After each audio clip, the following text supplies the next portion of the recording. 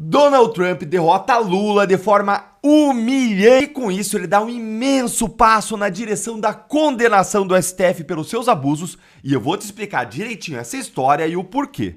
Então, meu muito bom dia para você. E para você começar o seu dia muito bem também, eu já trago para você uma excelente notícia aqui.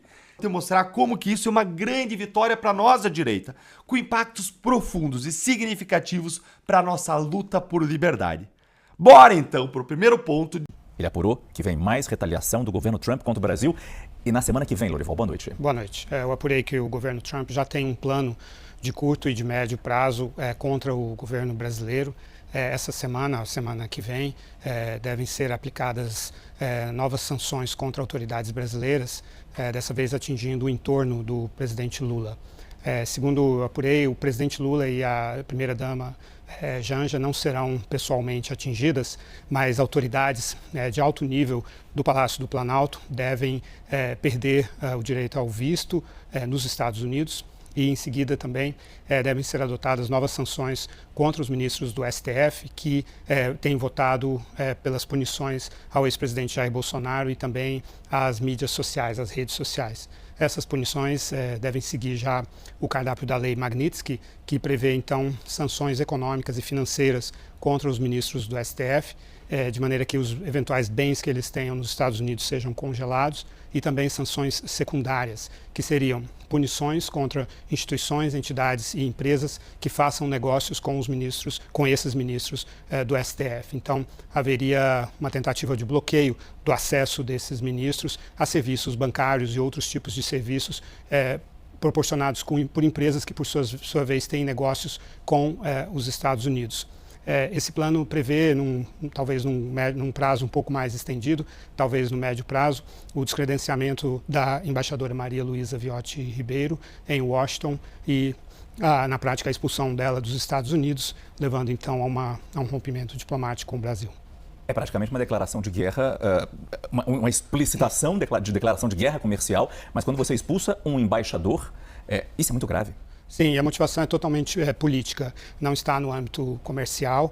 Esse plano já está nas mãos do secretário de Estado, Marco Rubio. Ele prevê uma escalada em fases, porque eles sabem que o governo brasileiro vai reagir a cada um desses passos que o governo americano vai dar, e aí eles seguem com o passo seguinte, mas o objetivo é sim o rompimento de relações com o Brasil. E a motivação é porque o presidente Trump pretende impor um alinhamento ideológico e político sobre as Américas. Ele está começando com o Brasil, mas, de acordo com a minha apuração, a partir dos resultados obtidos com o Brasil, ele deve dirigir a mesma tática contra o México e a Colômbia, ou seja, os governos de países mais importantes governados pela esquerda devem, então, ser atingidos dessa forma. Rapidamente, Lorival, nosso tempo aqui já acabou, mas quando você disse que o governo deve reagir, porque as sanções são tão graves, ou mais graves do que as que foram impostas até agora de 50%. Quando o governo pensou, será que a gente reage, será que não? Vamos tentar negociar. Aqui não tem negociação. Não. A tarifa de 50% será mantida, mas toda essa frente, esse cardápio é um cardápio político realmente, e exatamente para provocar as reações do governo brasileiro e seguir nessa escalada. E do tarifaço americano para o venezuelano. Agora é o país do ditador Nicolás Maduro que ameaça cobrar sobretaxas do Brasil. O repórter Alex Guzmão traz as informações ao vivo para a gente. Boa noite, Alex. Boa noite. As sobretaxas poderiam passar dos 70%. O Itamaraty confirmou que teve conhecimento de relatos de exportadores brasileiros impactados por essa medida. E, de acordo com o Ministério das Relações Exteriores, um acordo bilateral entre os dois países impede a cobrança de tarifas. Por isso, a Embaixada do Brasil em Caracas está apurando, de acordo com o Itamaraty, essa situação junto às autoridades locais. Aqui no Brasil, o governo de Roraima disse estar muito preocupado. Acompanha com atenção essa situação, isso porque a maior parte dos produtos de Roraima tem como destino a Venezuela. Voltamos a São Paulo. Vamos tentar explicar aqui o seguinte, os empresários, principalmente ali do setor da indústria de Roraima, estão dizendo o seguinte, De uma hora para outra, a Venezuela passou a cobrar taxas de produtos exportados ali pelos produtores de Roraima. Existe um acordo de cooperação entre o Brasil e a Venezuela que impede essa cobrança de tarifa. Então, os empresários dizendo, olha, a Venezuela está descumprindo esse acordo. Nós procuramos o Ministério do Desenvolvimento, Indústria e Comércio Exterior, que informou o seguinte, a bola está com Itamaraty. Acionamos o Ministério das Relações Exteriores, que informou o seguinte, a Embaixada do Brasil em Caracas está tentando ainda entender exatamente quais são os elementos apresentados pelo governo da Venezuela para que isso aconteça. Nós não temos ainda, neste momento, uma confirmação oficial de que essas tarifas foram impostas, foram colocadas em prática. Também não sabemos o percentual, mas o Itamaraty dizendo isso, que a Embaixada em Caracas está apurando para encontrar os elementos para esclarecer a natureza da situação e aí retomar com fluidez o comércio bilateral entre os dois países. Inclusive, segundo dados do governo federal, no ano passado, o comércio entre o Brasil e a Venezuela atingiu 1 bilhão e 600 milhões de dólares. É importante a gente trazer aqui um contexto político. Embora o presidente Lula e o presidente Nicolás Maduro tenham sido aliados ali de longa data, hoje as relações políticas e diplomáticas entre os dois países estão distantes, principalmente após Lula ter passado a cobrar ali publicamente que a Venezuela publicasse as chamadas atas eleitorais, o que incomodou Nicolás Maduro, lembrando que, segundo o Conselho Nacional Eleitoral da Venezuela, ele foi eleito, a Suprema Corte do país proibiu a divulgação das atas eleitorais, mas a oposição dizendo que venceu o presidente Lula cobrando a divulgação dessas atas, então neste momento os dois presidentes distantes politicamente. Então, neste momento, em relação a essas tarifas, o que nós temos? Os empresários dizendo que sim, as tarifas foram implementadas, mas nós não sabemos ainda o percentual, o Itamaraty dizendo que está tentando entender ainda. Inclusive, numa nota divulgada agora há pouco, o governo de Roraima disse o seguinte, qualquer medida que encareça os produtos brasileiros no mercado venezuelano afeta significativamente a competitividade das nossas mercadorias, com impacto direto sobre empresários locais, agronegócio e geração de empregos. Como você mencionou, Marcelo, 70% da exportação de Roraima vão para ali a Venezuela. Eis que o governo de Donald Trump voltou a atacar o ministro do Supremo Tribunal Federal, Alexandre de Moraes. Em um post ali no X, o subsecretário para a Diplomacia Pública, Darren Beatty, afirmou que Moraes é o coração pulsante da perseguição contra o ex-presidente Jair Bolsonaro. O comentário foi publicado nas redes sociais da Embaixada dos Estados Unidos no Brasil. O ministro Moraes é o coração pulsante do complexo de perseguição e censura contra Jair Bolsonaro, o que, por sua vez, tem restringido a liberdade de expressão nos Estados Unidos. Graças à liderança do presidente Trump e do secretário Rubio, estamos atentos e tomando as devidas providências. Bom, diante dessa publicação, começou a aparecer uma série de especulações nos bastidores, né, Bruno Musa, sobre a possibilidade de aplicação da lei americana em torno do ministro Alexandre de Moraes. Você acha que essa possibilidade de fato está na mesa? Lei Magnitsky, né? Magnitsky. De fato está na mesa. Isso é uma realidade. Vamos trazer alguns dados para que as pessoas reflitam um pouquinho aqui. No ano passado, eu peguei dados oficiais dos dois países, tá? A Suprema Corte Brasileira julgou por volta de 100 mil casos. Ao passo que a Suprema Corte Americana, na média, são 80 casos. 80 casos por ano contra 100 mil casos por ano. Desses 100 mil casos, por volta de 81% das decisões foram monocráticas. De 100 mil casos, 81% contra 80 casos nos Estados Unidos. Desses 81% de decisões monocráticas, a ampla maioria veio do próprio ministro. Então, fica claro que a decisão vai diretamente, vinda dos Estados Unidos, direcionada a ele, que foi responsável por aquilo que os americanos estão considerando uma falta de liberdade de expressão aos cidadãos e empresas americanas. Então, fica muito claro que o caminho que eles estão colocando é justamente esse da lei Magnitsky. E isso realmente traz implicações importantes, como, por exemplo, a dificuldade ou impossibilidade dele utilizar determinados bancos ou bandeiras de cartão de crédito. E a gente estava discutindo ontem à noite em casa para onde fugir. Cada vez que você tenta olhar, você vai achando meios que hoje em dia eles conseguem te abraçar. Então, a dificuldade é grande se ela vier a ser aplicada e até... Hoje começou a circular notícias que isso poderia vir, inclusive, ou hoje ou nesse final de semana, né?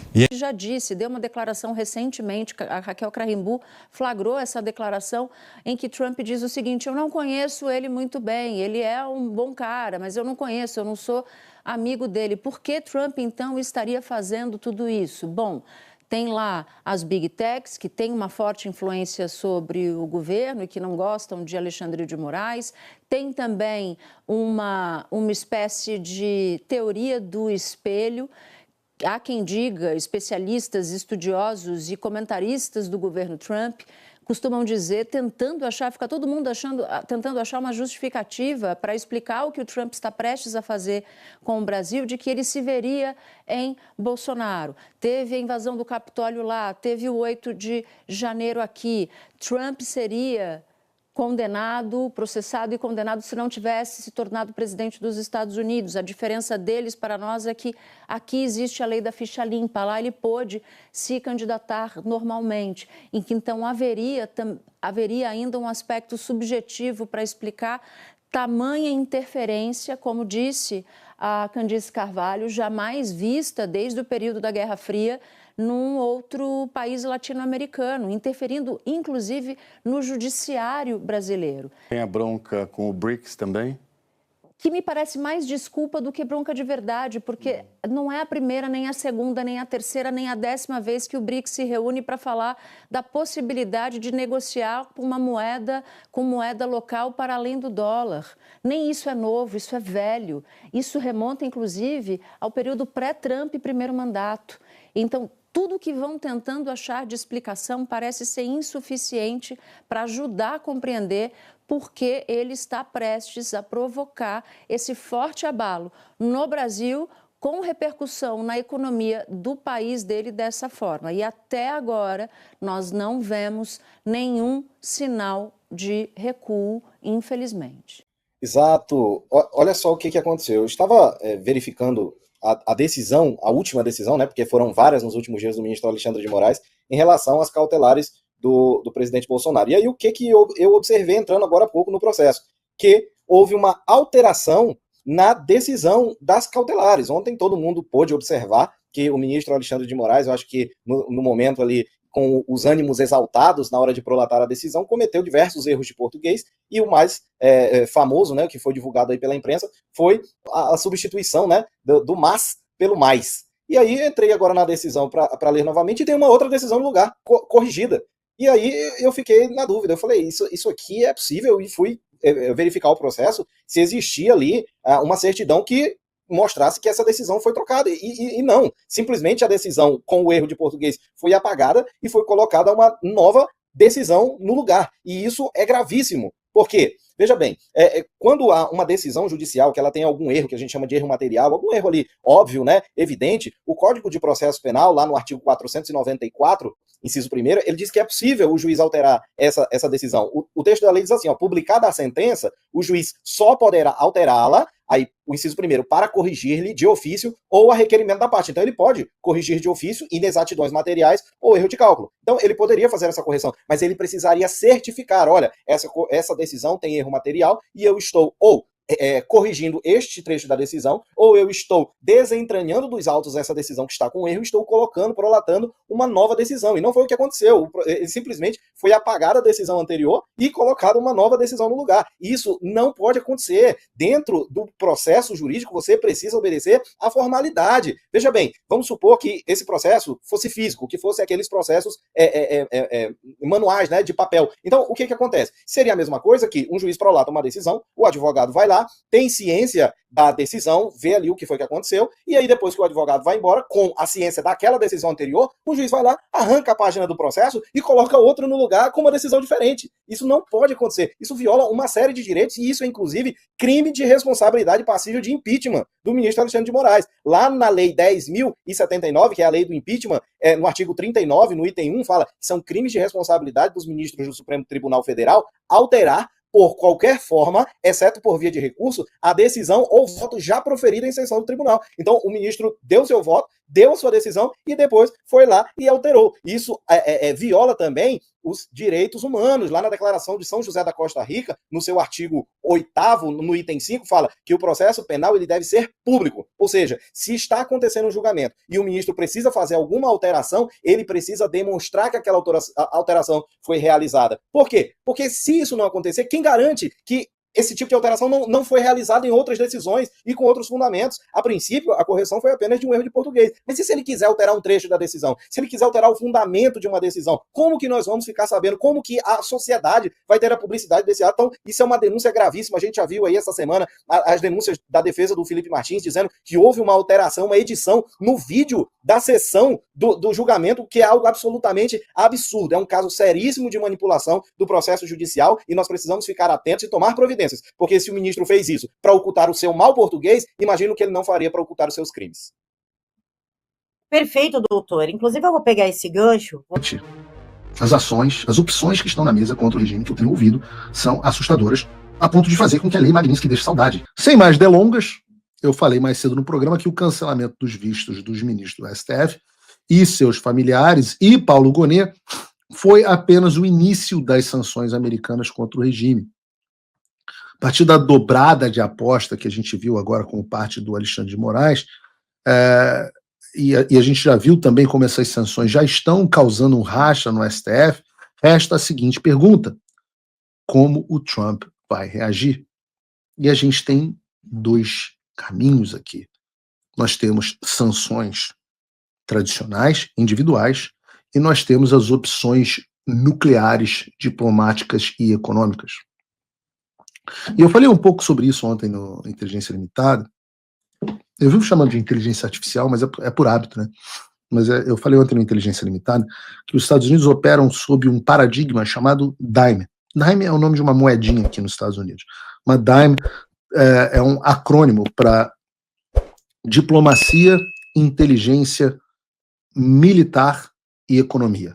Todas as vezes que os Estados Unidos querem projetar os seus interesses, sejam eles quais forem em uma região, eles operam de forma integrada estes 4 aspectos. Eu volto a dizer: o aspecto diplomático, o aspecto de informação e inteligência, o aspecto militar e o aspecto econômico.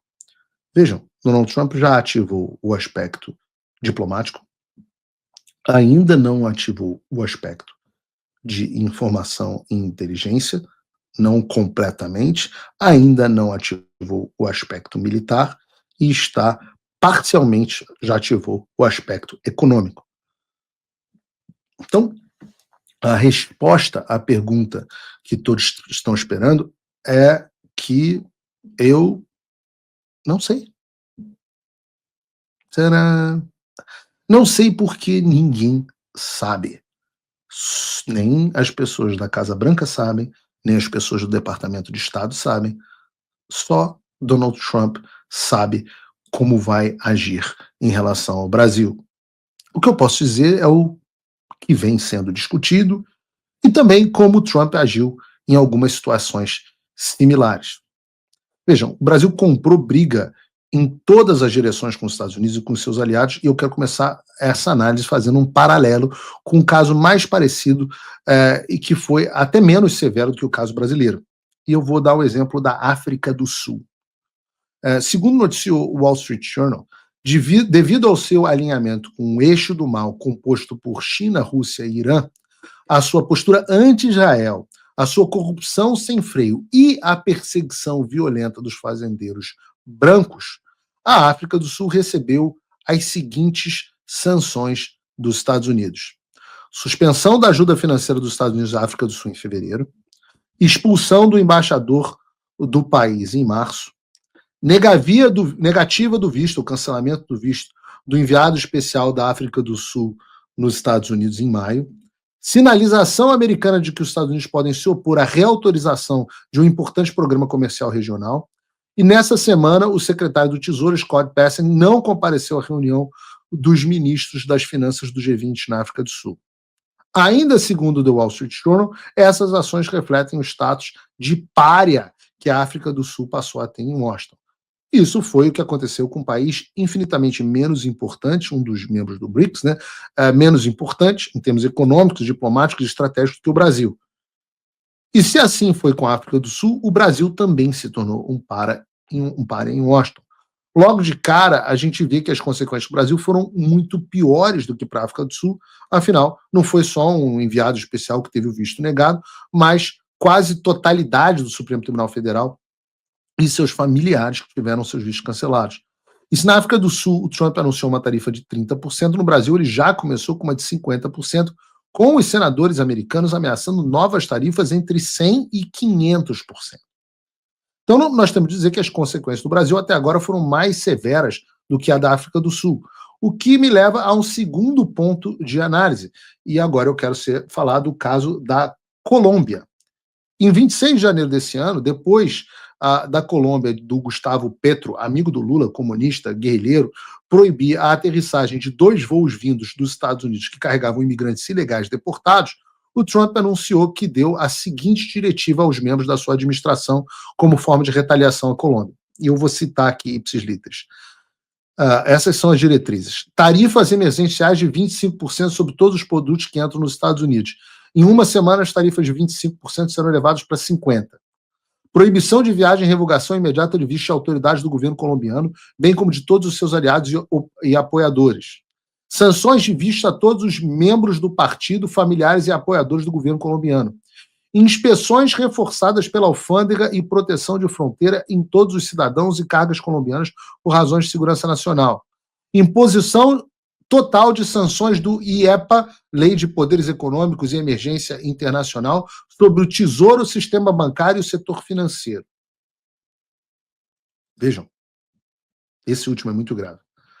Então, mas vejam, por causa de 2 aviõezinhos que não puderam pousar na Colômbia, o Trump ameaçou a imposição de todas essas sanções que eu listei aqui agora. Agora, imagina você, se o Trump fez isso por causa de 2 aviões americanos, o que ele vai fazer com o regime ditatorial que está perseguindo cidadãos e empresas americanas e que basicamente rotulou os Estados Unidos como um inimigo declarado. Se você for pegar a lista do Trump para o Petro, o Brasil já começou com um dobro de tarifa, 50%.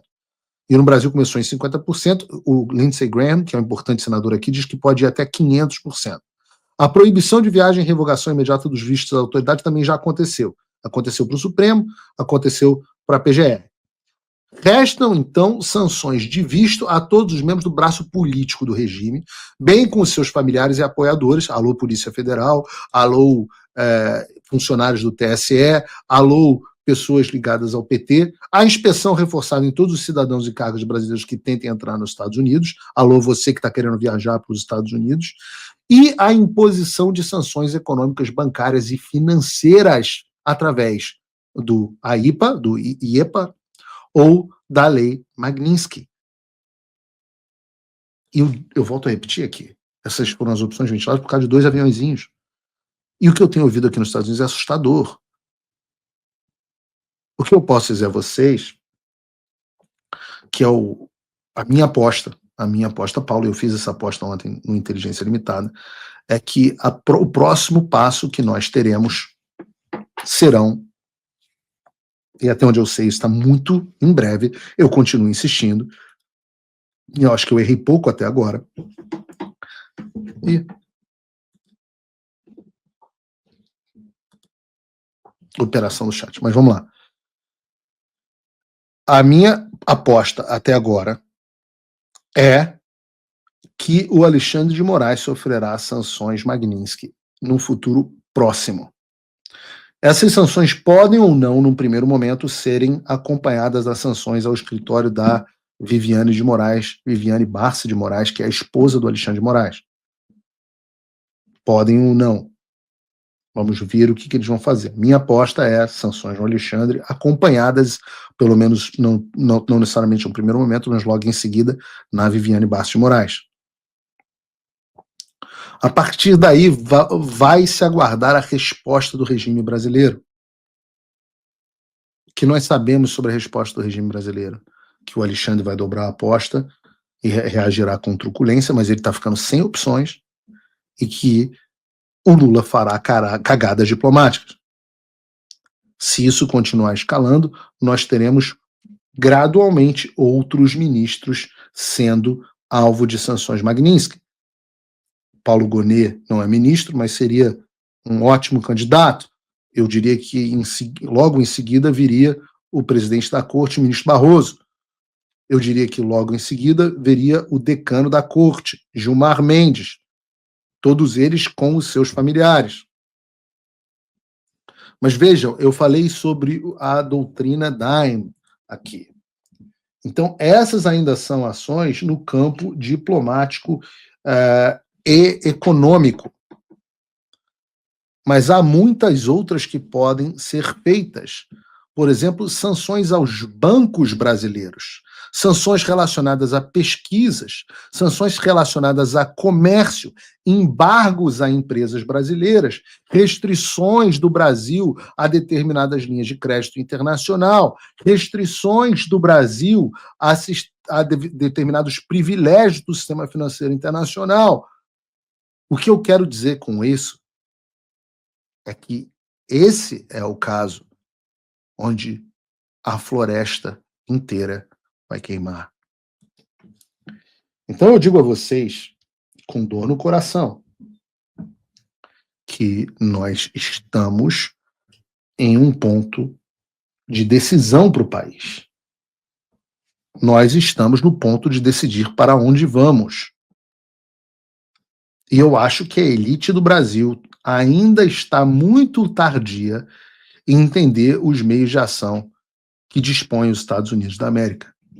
Então eu faço um apelo às elites e autoridades brasileiras.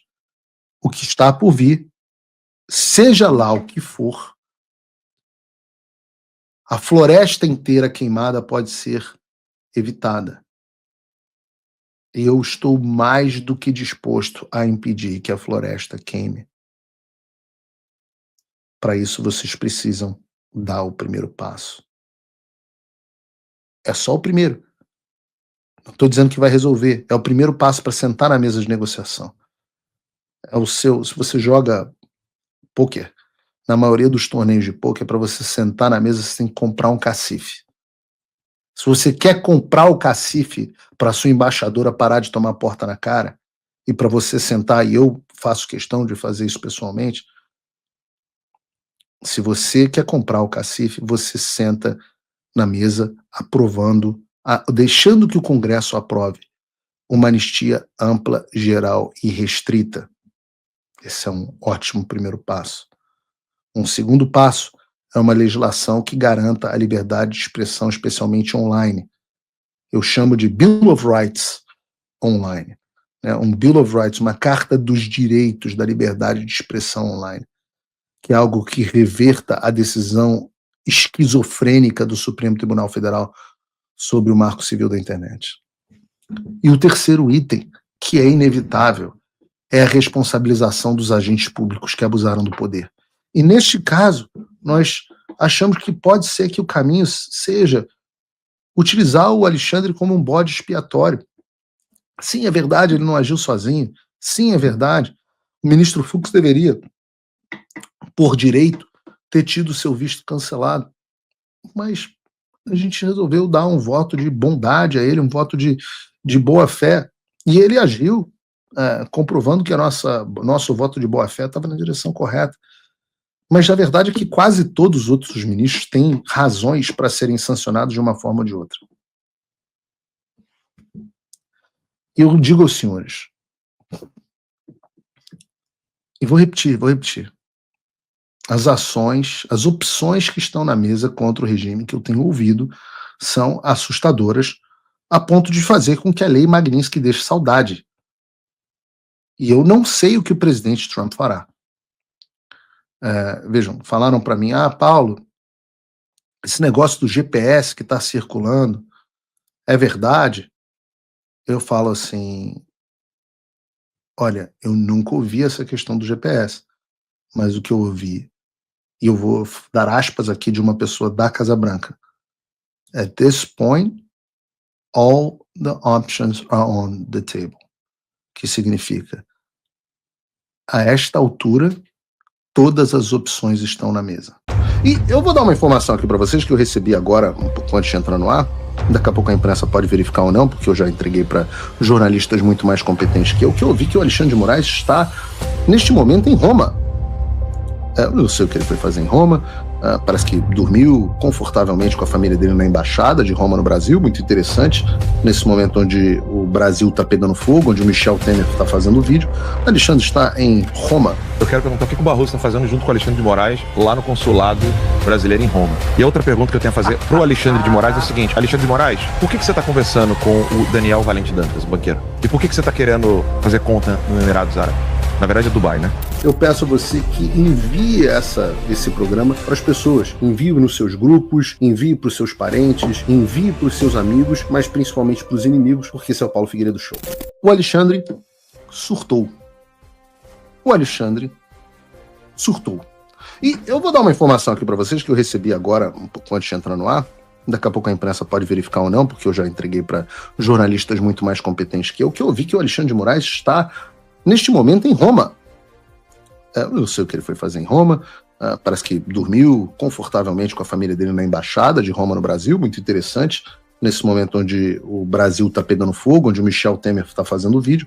O Alexandre está em Roma. Eu quero perguntar o que o Barroso está fazendo junto com o Alexandre de Moraes lá no consulado brasileiro em Roma. Por que você quer ser embaixador em Roma, Barroso? Estão os dois lá, então? Não é só o imperador, não? Não. Barroso, por que você está lá? Por que você quer ser embaixador em Roma? E a outra pergunta que eu tenho a fazer pro Alexandre de Moraes é a seguinte: Alexandre de Moraes, por que você está conversando com o Daniel Valente Dantas, o banqueiro? E por que você está querendo fazer conta no Emirados Árabes? Na verdade é Dubai, né? Diz pra mim, por que, o Alexandre de Moraes? Diz pra mim aqui, faça um corte disso e eu quero a resposta. Por que você está querendo fazer conta em Dubai? Com o Daniel Dantas, o banqueiro. Por que, Alexandre de Moraes? A hora que você responder a essa pergunta, eu vou ficar bem feliz. Talvez por isso esteja meio distraído, talvez esteja precisando de um certo descanso e um tratamento, porque hoje ele teve um surto digno de vilão de filme quando vê que tá no final, que tá perdendo. Então vou fazer uma recapitulação aqui, porque vocês certamente se lembram que na semana passada o Alexandre impôs uma série de medidas cautelares ao presidente Bolsonaro, dentre elas a proibição de utilizar redes sociais, seja diretamente, seja por meio de terceiros. Aí beleza, havia medida cautelar sobre essas redes sociais, absolutamente insano e desnecessário, mas ele fez e parte do Supremo até referendou. Mas no início dessa semana, o Alexandre publicou outro despacho, eu não vou nem dizer explicando, mas complicando, dizendo que na verdade havia uma decisão dele que não era exatamente aquilo, e dizendo que a proibição que ele tinha imposto abrangia mais coisa, apesar dele nunca ter tido escrito isso antes. E eu não vou ler aqui a medida cautelar, porque é uma medida extremamente confusa. Mas, na prática, o Alexandre estava corrigindo a primeira decisão dele, que era da proibição de utilização de redes sociais, e expandindo o escopo para incluir também uma proibição de transmissão ou retransmissão ou veículos de áudio, vídeos ou transcrições de entrevistas em qualquer plataforma. Essa foi aquela decisão que nem o Demore, lá no Inteligência Limitada, disse que entendeu. Ele falou assim, se for isso é um absurdo. E aí surgiu outra dúvida, que era se o presidente Bolsonaro estava impedido de mandar, por exemplo, áudio no WhatsApp, porque você não podia retransmitir áudio, se ele estava impedido de dar entrevista, se ele não estava impedido de dar entrevista, mas sim o jornal que estava impedido de publicar, enfim, ninguém entendeu nada, nem a imprensa, nem os advogados, nem o Bolsonaro e provavelmente nem o Alexandre entendeu o que ele escreveu. E eu disse ali naquele momento, no Inteligência Limitada, que o Alexandre era um semi-analfabeto. A qualidade da escrita dele, para quem trabalha com comunicação, é uma vergonha. Ato contido a esse desesclarecimento do Alexandre de Moraes, que não esclareceu nada, deixou todo mundo mais confuso, o Bolsonaro estava no Congresso Nacional e foi abordado pela imprensa, ocasião na qual ele fez um pronunciamento, que foi aquele cujas imagens viralizaram no mundo inteiro. Daí, por conta do pronunciamento do Bolsonaro à imprensa, o pseudo-juiz Alexandre de Moraes publicou uma decisão com a seguinte conclusão: intime seus advogados do Jair Messias Bolsonaro a prestar esclarecimento, prazo de 24 horas, descumprimento das medidas cautelares sob pena de prisão do réu imediata. Aí ninguém entendeu nada mesmo. O Alexandre estava ameaçando o Bolsonaro de prisão porque ele deu uma entrevista, porque, na verdade, publicaram a entrevista nas redes sociais, porque os jornais gravaram ele ou porque saiu nos noticiários, ninguém sabia responder. Então aquilo que estava confuso na segunda ficou muito mais confuso na terça-feira e na quarta-feira. Então a proibição era de não usar as redes sociais, depois virou não transmitir ou retransmitir o conteúdo em áudio e vídeo. Daí quando o Bolsonaro dá um pronunciamento sem que ele tenha gravado nada em vídeo ou áudio, o Alexandre ameaçou de prisão por dar uma entrevista e ele se atrapalhou todo, ninguém entendeu absolutamente nada. E veio, como nós abordamos ontem, uma reação da velha mídia, crítica ao Alexandre com todas as letras, editorial, Globo News, todo mundo que nunca soltou a mão do Alexandre de Moraes disse que ele estava praticando censura e que isso era inaceitável. Vocês viram aqui no programa de ontem, quem falou isso? Globo News, Band, Metrópolis, Folha de São Paulo, Estadão, todo mundo. E aí, finalmente, parece que ele percebeu, ou pelo menos não acho que ele percebeu, eu acho que ele foi forçado a reagir a uma cagada colossal que ele tinha feito. Ele viu o que pegou mal, digamos assim. E aí decidiu meter. Ele não podia recuar. Lembra que eu falei isso? Falei isso no programa de ontem. Quando o sistema coloca um limite no Alexandre, o Alexandre tem duas alternativas.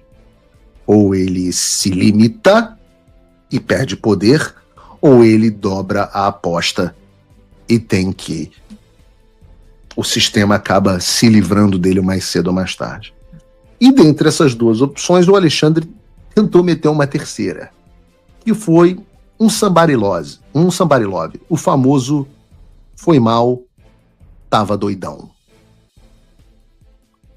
Só que o foi mal, tava doidão dele fez menos sentido do que a decisão original.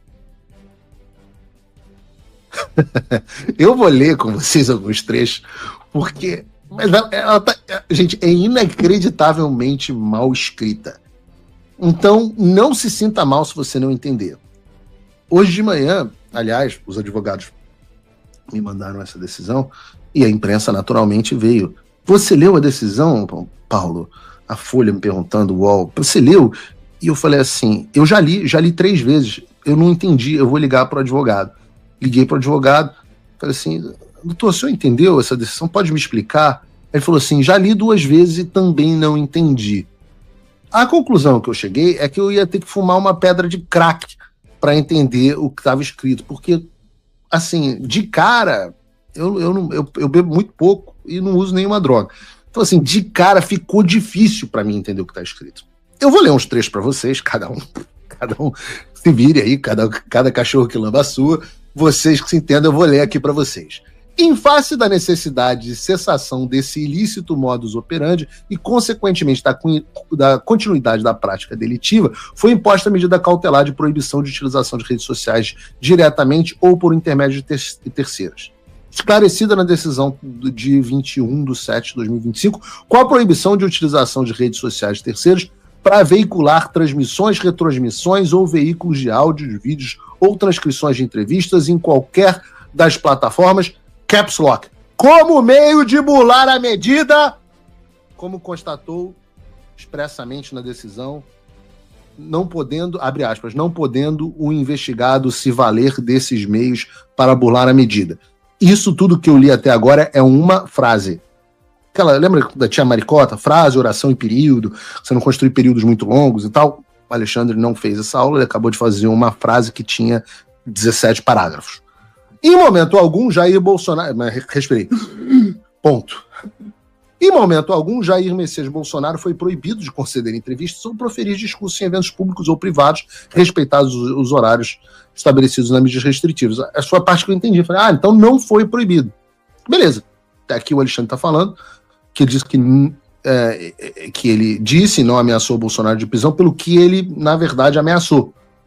Porque, segundo o pseudo-juiz, O Bolsonaro não foi e nem está proibido de conceder entrevistas ou de discursar em público ou em privado.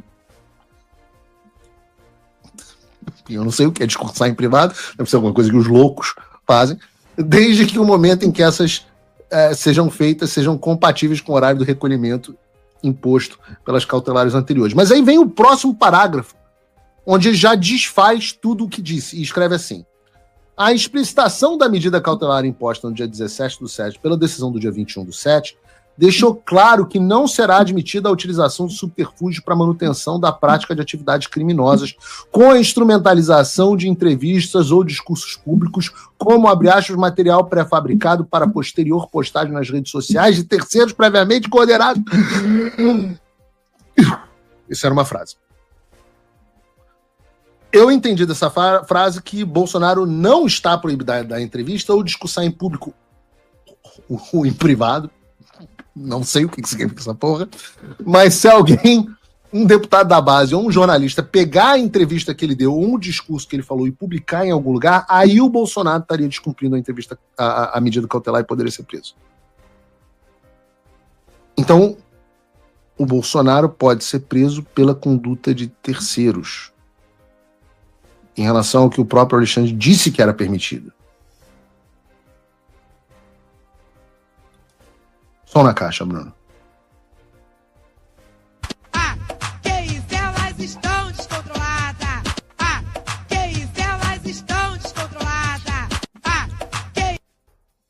Irmão, o cara fala um negócio num parágrafo e no outro diz que não pode o que ele disse que podia no parágrafo anterior. O que eu acho é que o Alexandre está completamente surtado quando ele fez essa decisão. Não é para menos. O cara tá à beira de sofrer a pena de morte financeira das leis Magnitsky. Compreensível que ele esteja em surto lá em Roma. E a decisão deixa claro, o estado mental dele já não é mais pleno. Vejam o que ele escreveu. A constatação da utilização desses métodos de atuação nas redes sociais com a demonstração de existência de núcleos de produção e publicação de material de áudio e vídeo fornecido por Jair Messias Bolsonaro, tanto em entrevistas quanto em discursos públicos ou privados, com a nítida finalidade de continuar a prática das condutas ilícitas ensejadoras das medidas cautelares, abre parênteses, coação no curso do processo, obstrução de investigação de infração penal que envolva organização criminosa e atentado à soberania, portanto, serão passíveis de conversão das mesmas em prisão preventiva para efetivamente fazer cessar a conduta criminosa e garantir a instrução criminal e a aplicação da lei penal. Cara, eu tenho que fazer um cardio antes de ler as decisões do Alexandre. Eu peço, se você estiver assistindo pelo YouTube, que você clique no botão do like. Eu quero muito ver a interação dos comentários de vocês, mas acima de tudo, este é o programa que você tem que mandar para os seus amigos e para os inimigos, aqueles lá da Globo News, porque esse aqui é o Paulo Figueiredo Show.